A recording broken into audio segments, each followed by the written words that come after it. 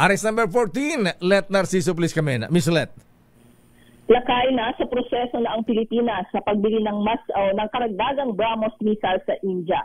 Sinabi ito ni Pangulong Ferdinand Marcos Jr. sa panayam ng Indian news website na First Post. Ayon sa Pangulo, nakausap niya ang mga opisyal at mga taong nag-ooperate ng BrahMos system at batay sa kanilang karanasan ay sinabi ng mga ito na kailangan ng bansa ng karagdagang BrahMos missiles. Bagamat hindi pa anya nagagamit ang mga ito na ipinagpapasalamat naman ng Presidente, pero mula daw sa mga demonstrasyon na nakita ng mga tao, sa mga training na nakuha nila sa India at maging sa Pilipinas, at sa mga ginawang pagsasanay, kumpiyansaan niya ang mga ito sa naturang kagamitan. Nilinaw naman ng Pangulo,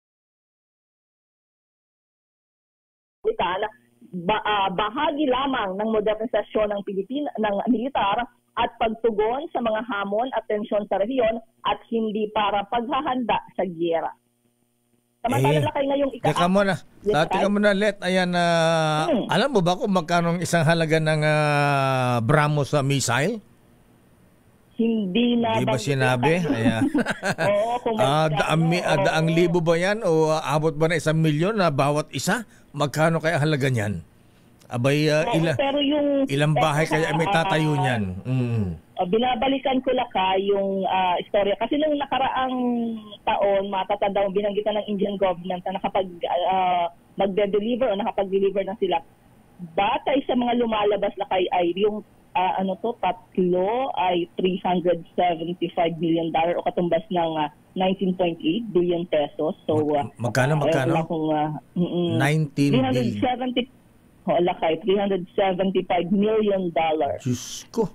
3.5 million. Ayan, ni-research ni Yuel. Ayan, si Kyle. 20 billion pesos, Lakay. Approximately 3.5 million US dollars ang isang unit ng BrahMos missiles. Lakay.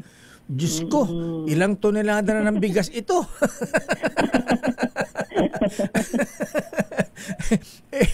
Bakit ba't dito tayo? Galing si Presidente sa Amerika, kausap si Donald Trump 2 weeks ago, last week ba? Ha? Ba't din napag-usapan yung Typhoon missiles? Baka mas mura yon. Ayan. Bakit dyan tayo sa India bibili? Baka mas mura pa ito, ha?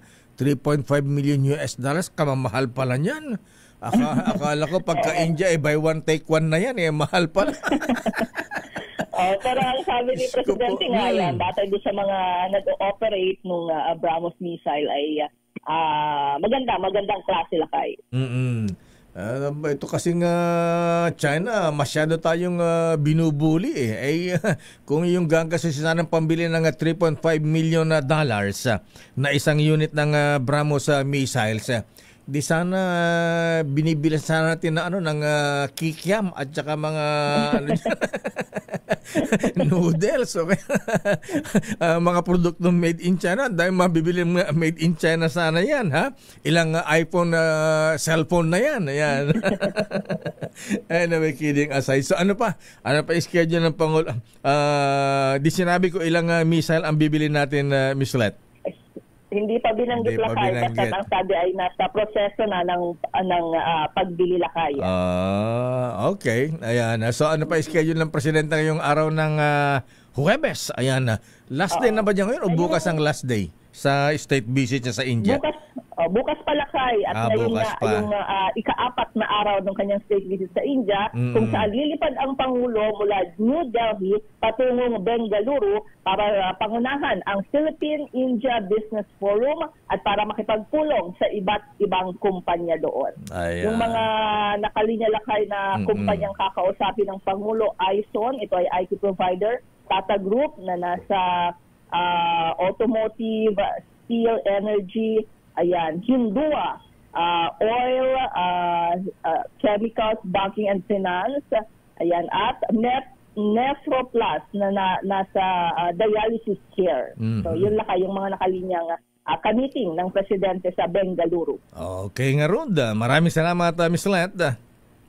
Good morning, Lakay. Ito si Let Narciso para sa DZRH. Una sa Pilipinas, una sa Pilipino.